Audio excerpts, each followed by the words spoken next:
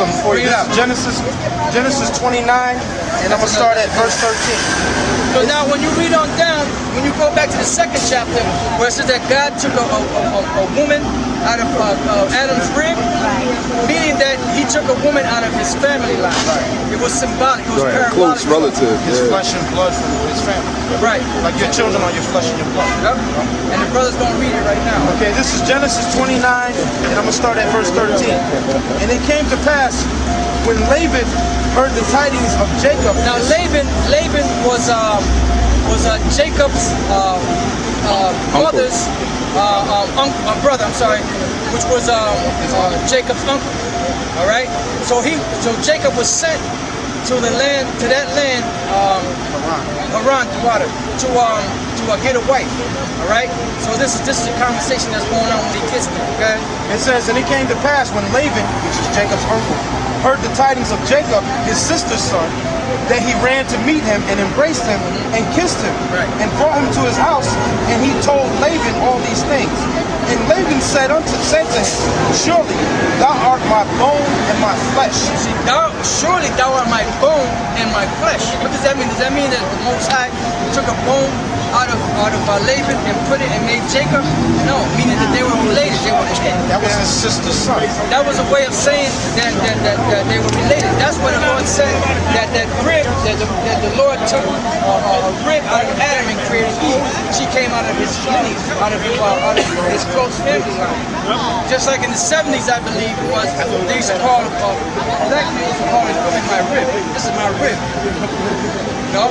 Alright, so that was it on that. You have something? I have something for you in Peters. Alright, get that. Yeah, bring it out. This is first. Matter of fact, you can get that, but go back to before you go to Titus in 1 Timothy 2:9. Because that's the reason why we went back to Genesis to show in the law what a woman's job was supposed to be. Okay? 1 Timothy chapter 2 verse 9. In like manner also that women adorn themselves in modest apparel. Right, because these women, look at that. You gotta see women showing their legs, their breasts hanging out, cleavage, all that. their butt hanging out. Some of them get real foul. I mean, they'll have their cleavage showing out. Damn, they almost see, you know, their nipple hanging out. But then they got a nerve to say, what are you looking at? And then they got shorts. I'm looking at your titties. You see the bottom of their butt cheeks coming out their shorts. Yeah, low riders. You know? Low riders. And that, but you know what? Like I was telling you before, the reason why this is happening is because the so-called white man is allowing it. There you go. Yeah, and they're enforcing the so-called white man's policy. Exactly. And they're enforcing it. They're enforcing the serpent's laws. See, she's a woman, right? She's not supposed to be a cop. But the so-called white man says she can be a cop. Now, matter of fact, read on. No. We didn't say, because see, in these times, the woman has to have a job because of the way that the so-called economy is. They have to help the man now. That shows you that this is a wicked economy. Right. Because a woman's supposed to stay at home. Exactly. That's why there's so much adultery in the society. Yep. Because a woman goes to her job, and what happens? She gets all dolled up. She wants to get a raise, she got to sleep with the boss. Yep. And you think she's going to go home and tell her husband, well, look, I had to do this to get a raise? Nope. She has a lot. Yep. That proves that this man's society is a double society, because this white man's a damn double. That's right. And then what happens is that when they go to those jobs too, you have other men on the job that be looking at them and coming and getting with them, and they end up going and sleeping with that dude. This is wickedness, man. That's what the scriptures say. That's what the scriptures say, that a man is not to even sit next to a married man's wife. Sit not alone with another man's wife. Why? Because what's going to happen? And it even says don't sit and drink with another man's wife. Because when you and a woman get together, you drinking, you get them feelings. You know? You get them tingly sensations going on inside. And what happens? One thing after another. Your clothes off, you doing what you got to do. So if a man, she comes around another man and drinking, that's adultery. Alright? That's adultery. That's adultery. And that's the devil right there. That's the devil right there. Hey, get on camera. That's the devil right there. See what the word? No, ignore the demons, man. Right. So see, Satan don't want the word to go out, but it's going to go out. Now let's continue. Let's continue. In like manner also that women adorn themselves in modest apparel Go ahead. with shamefacedness. With shame faces, meaning what? And you know, in the ancient times, when a woman would come to a man, you know what shame face means? Meaning they wouldn't look a man in the eye. They had their head down. But now women would be all like, look what you look at. You know, they'll jump in your face like they're gonna fight you or something. Okay? With With shamefacedness shame faces, and it's gonna go back to that. Okay? and sobriety. And sobriety, meaning a woman is not supposed to be drunk. Because you got some women that are drunkards in the streets. That's why the scripture says that a woman that is a drunkard causes great shame. Okay? Not with braided hair, Now with braided hair, like you see these women, they got they got those braids, and then they got silver and gold. $10,000 hairdo. Looking all, if a woman goes out, she's supposed to be covered.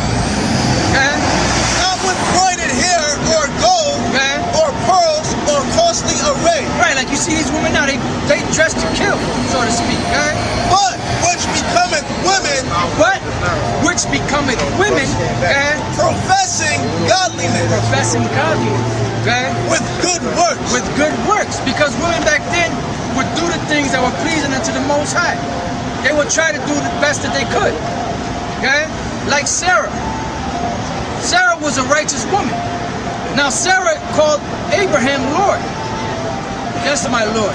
Now how many women today you know are going to call a man Lord? Ay, mi rey. Sorry about that. Like the woman on this sign. Which one of the women on this sign is going to go up to their man and say, oh my Lord,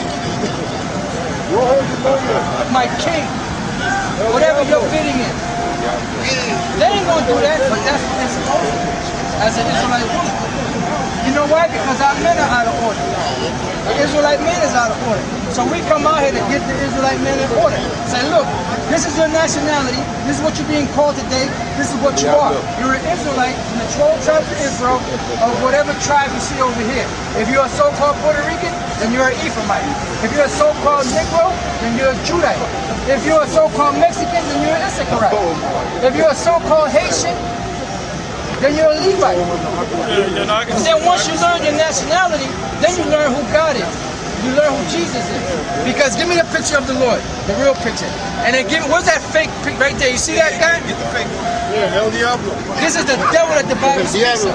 But now, do you know that the majority of our people got that in their house? Like, you know that the majority of our people got that in their house? And they said that ese es Jesucristo. Ay, bendito.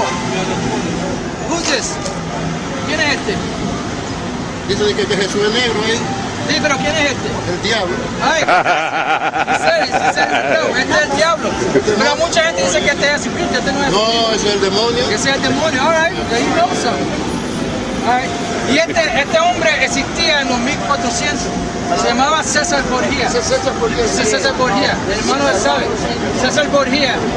El papá Rodrigo Borgia, Alejandro VI, el papa de Roma, le pagó a Michelangelo y a Leonardo da Vinci que fueran por toda Europa y pintaran el retrato de su hijo en el nuevo imagen de Jesucristo. Por eso fue que en el libro de Job 9:24 dice que la tierra es entregada en manos de los impíos y él cubre los rostros de los jueces. Si no, ¿quién y dónde está? Si los llamados blancos no hicieron esto, ¿quién lo hizo? Los japoneses no lo hicieron, la gente de nosotros no lo hicieron, los llamados blancos lo hicieron. Tiene el signo de la bestia ahí, 666. Sí, porque los llamados blancos es el signo de ellos. ¿Tú sabes Market of peace. en inglés se llama microchip? Esa es la imagen de la bestia. Esa es la imagen de la bestia. Yes. Y this is his rap suit right here. Okay. This is for, esta es la marca de la bestia, como le dije al hermano. The RFID chip. Okay. All right. Esta es la imagen de la bestia. They're trying to put the chip. Exactly. Because they started with the animals. Right? The cats, and they had a special on it. Now, I believe it was Annie something. It was a company